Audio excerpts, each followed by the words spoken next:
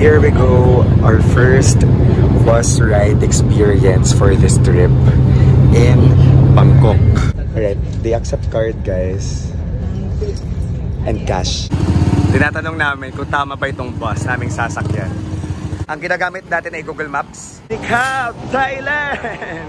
Hello guys, kumusta kayo lahat? This is Dave, the Kuripo Traveler. And nandito tayo ngayon sa Bangkok, Thailand.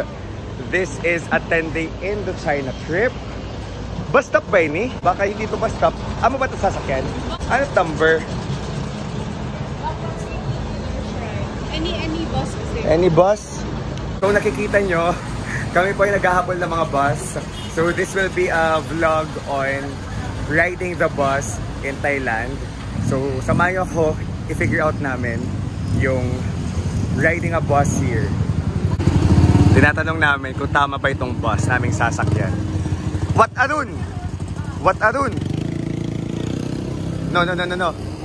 There. I think abang na lang tayo there. Sa right stop. So our navigator, Shane, for today, ang ginagamit natin ay Google Maps. Ito, kumbaga, makikita nyo yan, i-search nyo kung saan kayo pupunta, and then from your, kung nasan man kayo, magkakaroon siya ng directions kung anong sasakyan nyo. Kung bus, or train. Pero kami magbabus. Experience natin to guys. Alright?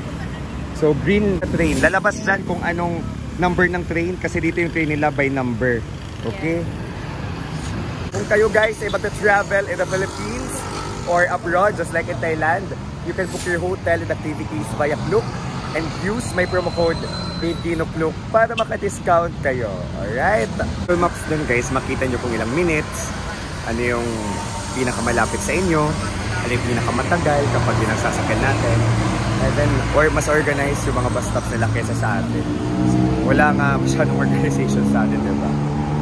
So sana all. Google Maps is key, then find for the bus number, and of course the bus stop, and then here we go. Let's go. Uy, aircon. Nice. We're going to what Arun? Luyo na lang kita. Here we go, our first bus ride experience for this trip in Bangkok. So yeah, Google Maps talaga ang makakatulong sa atin. Medyo on time yung pagdating ng bus. Mga late lang siya ng 1 minute versus sa nag-reflect sa Google Map. 15 baht each.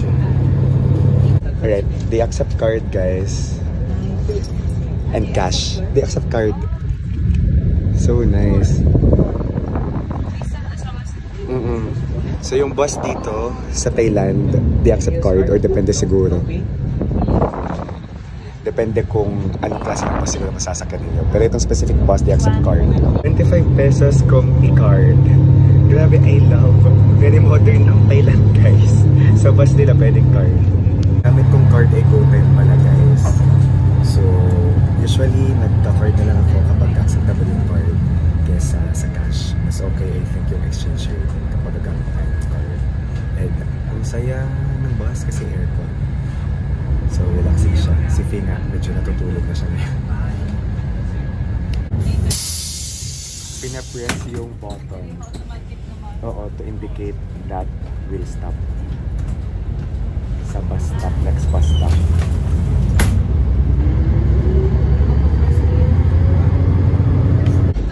Alright.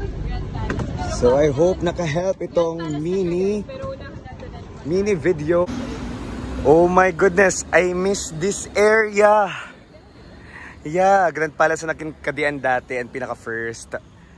Yeah. So yun.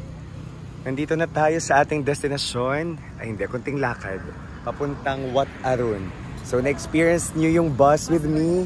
I hope it will be able to help you kapag plano yung mag-Bangkok and gusto yung public transportation. Ang impression ko sa kanilang bus, efficient. Definitely mas efficient versus the Philippines. I hope we learn from our neighboring countries such as, ito, okay na rin yung bus dito sa Thailand. Yung mga Korea, ganyan, Taiwan, Hong Kong. Ikaw, Chin, anong impression mo as the navigator?